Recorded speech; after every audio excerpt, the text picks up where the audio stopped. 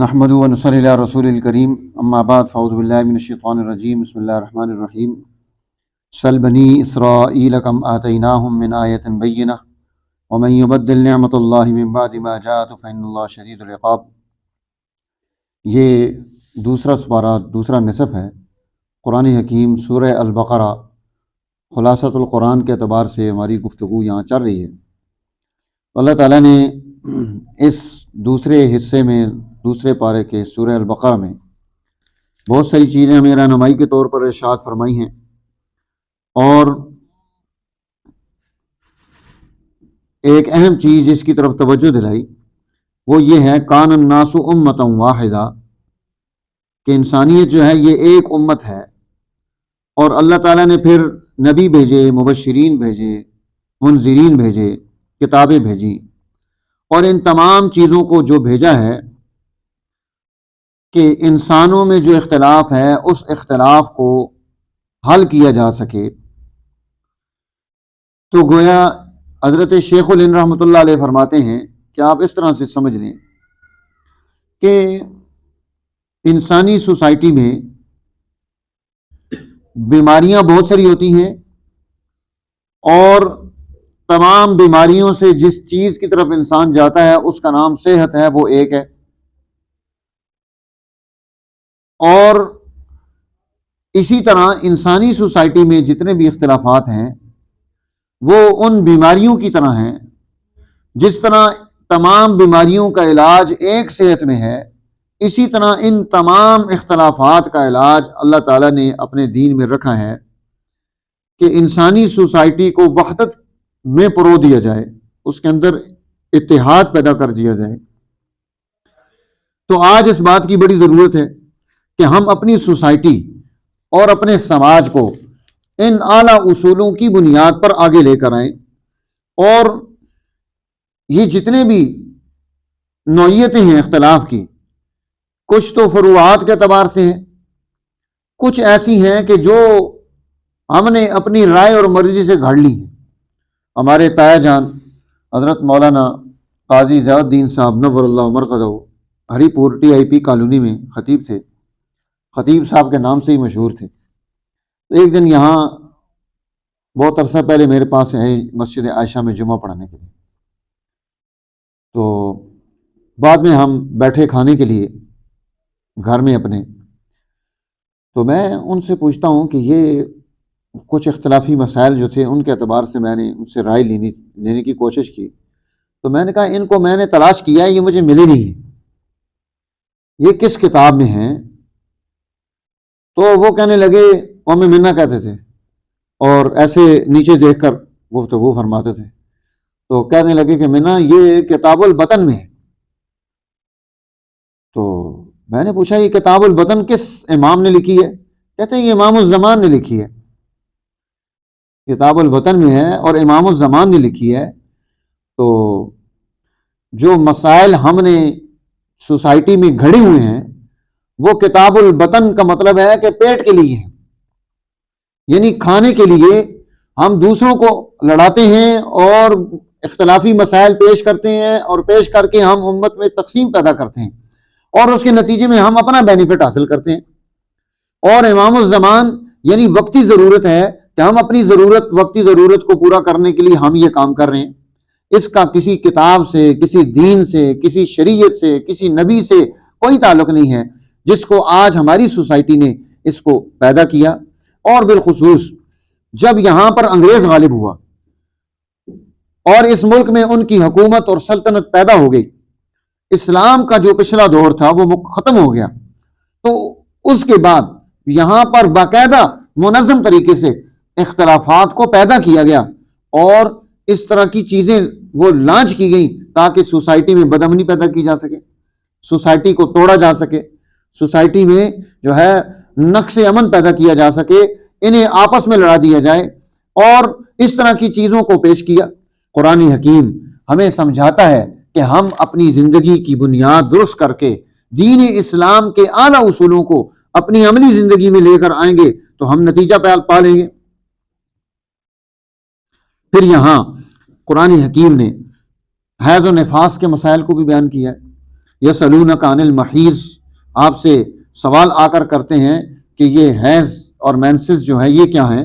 قل هو اذن، آپ انہیں بتا دیں کہ یہ گندگی ہے، فاعتزلوا النساء فی المحیض، ان دنوں میں عورتوں سے الگ رہو، ولا تقربوہن حتی یطہرن، جب تک وہ پاک نہ ہو جائیں ان کے قریب نہ جاؤ، فاذا تطہرن فأتوہن من حیث امرکم اللہ، اور جب وہ پاک ہو جائیں تو آؤ ان کے پاس جیسے اللہ نے تمہیں حکم دیا ہے، ان اللہ یحب التوابین ویحب المتطہرین، کیونکہ اللہ تعالیٰ کو توبہ کرنے والے اور پاکیزگی کو اختیار کرنے والے پسند ہیں۔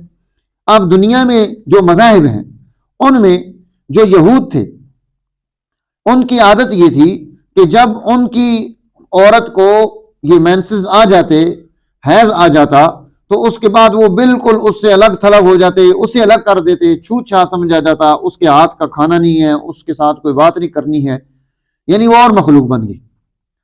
اور نصارہ جو تھے انہوں نے وہ افراط میں اور یہ تفریط میں انہوں نے یہ کیا کہ ہر چیز جائز رکھی ہوئی ہے، تمام کام جو ہیں یہاں تک کہ اپنی جنسی ضرورت بھی اس دوران پوری کر رہے ہیں۔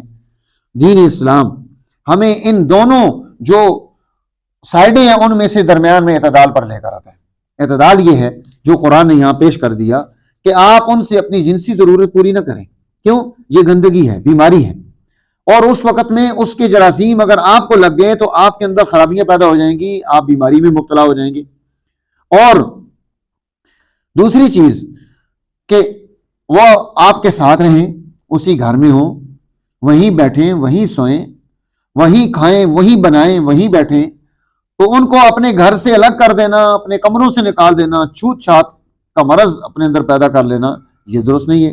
دونوں چیزوں کو یعنی اللہ تعالیٰ نے یہاں اعتدال کی طرف ہمیں رہنمائی دی، اور پھر یہ ارشاد فرمایا نساؤکم حرث لکم فأتوا حرثکم انا شئتم، یہ جو ہے تمہاری عورتیں جو ہیں یہ تمہاری نساؤکم حرث لکم، تمہاری کھیتیاں ہیں، فأتوا حرثکم انا شئتم وقدموا لانفسکم، کہ تم جو ہے ان کو اس طرح سے استعمال میں لے کرو جس طرح اللہ تعالیٰ نے تمہیں حکم دیا ہے۔ اب دیکھیں کہ مرد اور عورت جب ان کا نکاح ہوتا ہے، یہ میاں بیوی بنتے ہیں، یہ دونوں ایک دوسرے کی عزت ہے، یہ ایک دوسرے کا پردہ ہے، یہ ایک دوسرے کا احترام ہے۔ تو شوہر اپنی بیوی کی عزت قائم رکھے، بیوی اپنے شوہر کی عزت کو قائم رکھے۔ اس لیے قرآن حکیم انہیں لباس کے طور پر پیش کرتا ہے کہ ہن لباس لکم وانتم لباس لہن، تم ان کے لیے لباس ہو، وہ تمہارے لیے لباس ہے۔ تو سوسائٹی میں جب ہم ایک دوسرے کو، سماج کو عزت دیں گے تو وہ عزت جو ہے وہ جو اپنے گھر سے عزت ہوگی وہ ہمارے محلے میں پیدا ہوگی، وہی عزت کا نظام ہمارے جو ہے شہر میں پیدا ہوگا، وہی عزت کا نظام ہمارے ملک میں پیدا ہوگا، وہی عزت کا نظام ہم پوری دنیا میں قائم کریں گے۔ لیکن اس کے لیے ضروری یہ ہے کہ ہم اپنی سوسائٹی کی بنیاد اس پر رکھیں۔ اب دیکھیں یہاں سے قرآن حکیم ہمیں سکھانا چاہتا ہے کہ ہم سماج کیسے آگے بڑھائیں گے۔ انسانوں کو عزت دینا، انہیں احترام دینا، انہیں مرتبہ دینا، انہیں مقام دینا، یہ ان کو جو ہے آگے کی طرف لے کر جاتا ہے۔ تو ہم نے اس کی طرف ہمیں قرآن حکیم نے یہاں رہنمائی ارشاد فرما دی۔ پھر اس کے ساتھ ساتھ یہاں طلاق کے مسائل کو بیان کیا۔ الطلاق مرتان، طلاق دو ہیں، فامساکم بمعروف او تسریح باحسان، یا تم اسے معروف طریقے سے روک کر رکھو یا اسے جو ہے الگ اچھے طریقے سے اپنے ساتھ سے کر دو۔ اور یہ طلاق رجعی ہے کہ جب آپ طلاق دیتے ہیں تو اس کے قوانین دین اسلام نے اس کے اپنے قوانین بیان کیے ہیں، اور طلاق کے ساتھ جانا دین اسلام نے جو ہے عدت کا مسئلہ بھی رکھا ہے۔ اور اسی طرح جب کسی کا خامن فوت ہو جائے تو اس کے لیے عدت کا مسئلہ، جب طلاق ہو تو 3 مینسز عدت رکھی ہے، اور جب شوہر فوت ہو جائے تو 4 مہینے اور 10 دن اس کی عدت رکھی ہے۔ اور یہ اس لیے رکھی کہ اس کے اندر کامل طور پر طہارت اور پاکیزگی پیدا ہو جائے۔ ظاہر ہے اب اس کا شوہر فوت ہو گیا ہے اور اس نے آگے نئی شادی کرنی ہے، تو نئی شادی سے پہلے اس کے اندر پچھلے شوہر کے جتنے جراثیم اور جو نوعیتیں ہیں وہ ساری کی ساری ان 4 ماہ میں ڈیزالو ہو کر ختم ہو جائیں گی، اور وہ ایک بالکل نئے انداز سے آگے آئے گی۔ اس سے ہم اپنے نسب کی حفاظت کرتے ہیں۔ یہ کہتے ہیں نا یہ بیکار قانون ہے، اس کا کیا فائدہ ہے، ہمارے پاس وقت نہیں ہے۔ تو دین اسلام نے اس دوران میں عورت کی ذمہ داری اس خاندان پر رکھی ہے، گھر والوں پر رکھی ہے، یہاں تک کہ شوہر جو ہے نا جب تک اس کی عدت پوری نہیں ہوتی تو وہ ذمہ دار ہوتا ہے کہ اس کو نان نفقہ دے، اس کی ضرورت کو پورا کرے.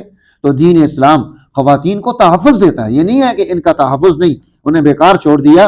ان کی ضرورتوں کو پورا کرنا، اس کا پورا میکانزم دیا، پورا نظام اور سسٹم دیا. تو یہ ہے، جب ہم اس کو سمجھیں گے تو پھر ہم اس کو سمجھ کر اس کے مطابق اپنی زندگی اور درست زندگی کو قائم کر سکتے ہیں.